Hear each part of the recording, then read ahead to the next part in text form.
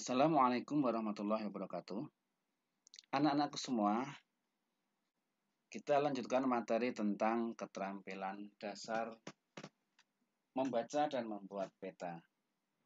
Kemarin sudah kita tanyakan 10 komponen peta dan ternyata yang menjawab sudah banyak yang betul, yaitu ada judul peta, garis tepi, orientasi, skala peta, legenda atau keterangan peta.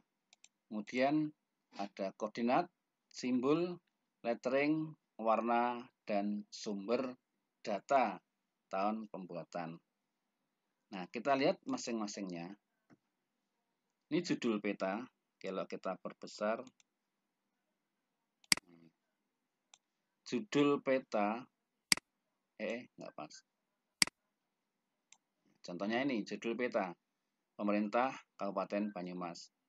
Kemudian legenda, legenda itu keterangan dari simbol. Simbol itu apa?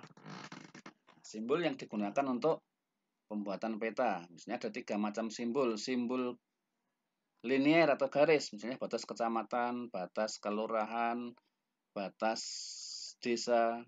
Simbol titik berupa kantor kecamat, kantor desa, ya, pagar, dan sebagainya.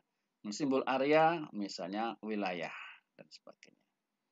Keterangan dari simbol itu namanya legenda. Kemudian ini kita lihat skala peta. Skala garis namanya, ada garis 0,4, 0, 0,4, 0,8 dalam kilometer. Itu satu ruas garis 1 cm menunjukkan 0,4 km. Kalau dijadikan skala angka, berarti 1 km jadikan dalam cm, kan 1 cm. 1 cm 0,4 kilo. Nah, 0,4 kilo ini kita jadikan dalam senti, berarti kita hitung 1 kilo itu 100.000 cm. Berarti kalau 0,4 berarti 40.000 cm. Sehingga skala ini bisa dijadikan dalam bentuk angka 1:40.000. Ini skala. Sumbernya ini kegiatan fasilitasi perencanaan pembangunan daerah tahun 2006.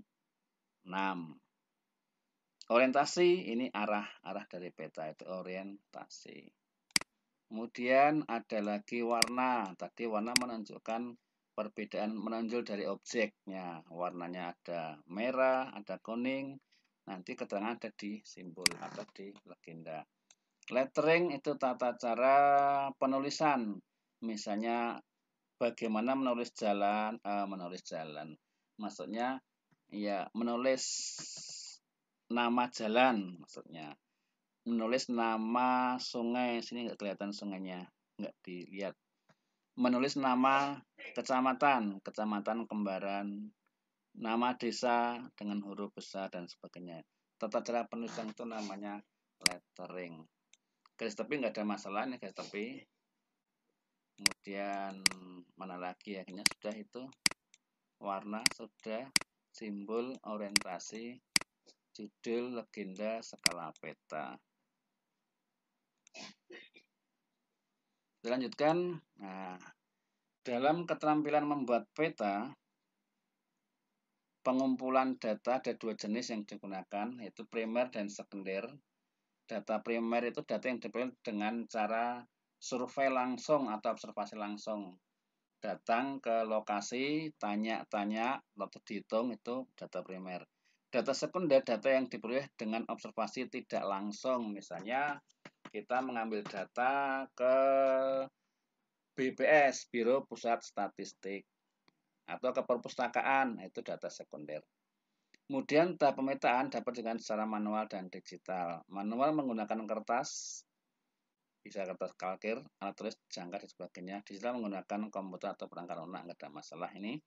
Kemudian penyajian peta menganalisis data yang telah terkumpul dengan komputer.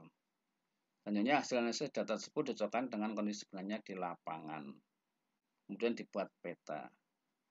Penyajian dalam bentuk grafis dilakukan input data yang telah dipilih di lapangan sehingga pembaca dapat informasi dalam bentuk grafis. Nah, ini ada 5 syarat peta yang baik yang harus dilakukan ketika membuat peta, yaitu bentuk-bentuk daerah, pulau, benua yang digambarkan pada peta harus sama seperti bentuk aslinya di permukaan bumi. Bentuknya harus sama. Kemudian dari yang digambarkan harus sama luasnya dengan luas yang sesungguhnya jika dikalikan dalam skala peta. Data yang disediakan harus lengkap, mudah dimengerti, peta harus rapi, indah, dan menarik. Nah, ini 5 syarat 5 peta yang baik. Tapi kalau dari bentuk kemudian daerah digambarkan sama, kayaknya ini harus ada proyeksi. Nah, untuk proyeksi besok kita lanjutkan. Sementara itu dulu anakku, kita cukupkan. Assalamualaikum warahmatullahi wabarakatuh.